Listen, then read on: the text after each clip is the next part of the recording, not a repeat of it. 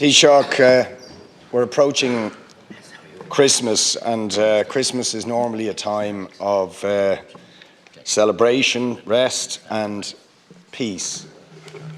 But for 2.4 million people in Gaza, because of the continued barbaric and savage assault of Israel, for Gazans, Christmas is going to be a time of fear and death. And against the background of the slaughter that Israel is visiting on the people of Gaza, the United States on Friday took the utterly shameful, inhumane decision to veto a resolution by the UN Security Council just to call for a ceasefire, to halt the horror that is being visited on the people of Gaza. It is also reported in the last few days that Joe Biden, the US President, has also asked Congress to support the sale of 45,000 new tank shells to Israel for use in their Merkava tanks for use in Gaza, to blow to bits more children, more women, more men, more schools, more hospitals, more water infrastructure. This, of course, comes on top of the fact that Biden increased the annual US support for Israel, which was $3 billion before the current massacre commenced, to a request for $14 billion to further assist Israel to conduct its slaughter. So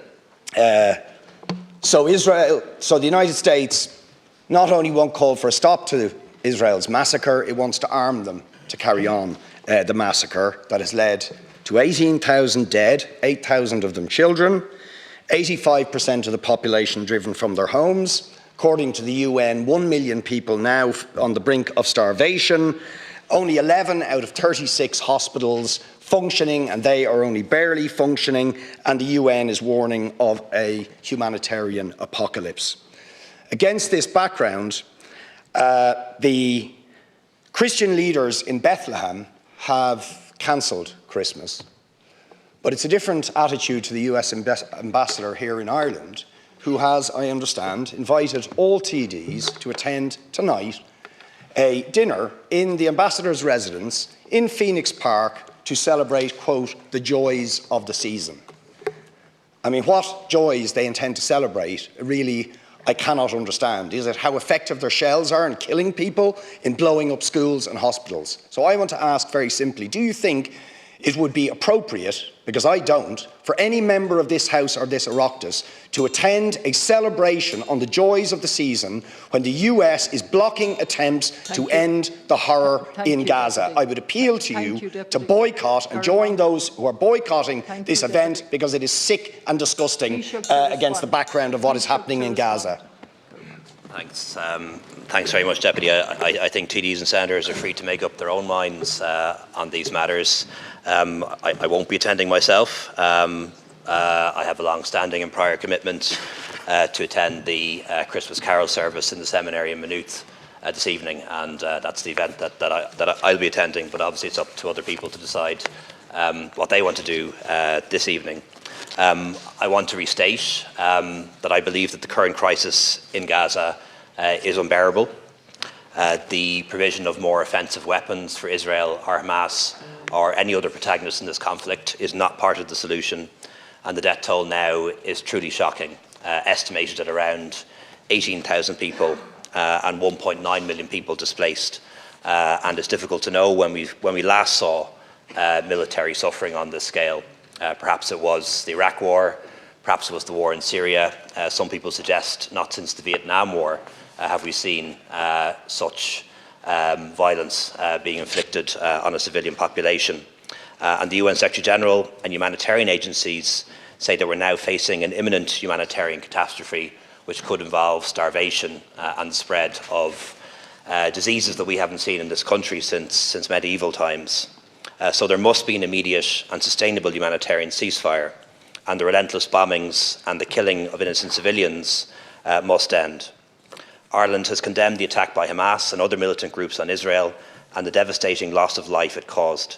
We wish to restate that condemnation, and there was no excuse for it. And while Israel has the right to defend itself, it must be exercised within the parameters of international humanitarian law, and we do not believe that this is happening. On Monday, I co-signed a letter with the Prime Ministers of Spain, Belgium and Malta to EU Council President Charles Michel, asking for the EU to call for an immediate humanitarian ceasefire, and I'll press that case at European Council on Thursday and Friday.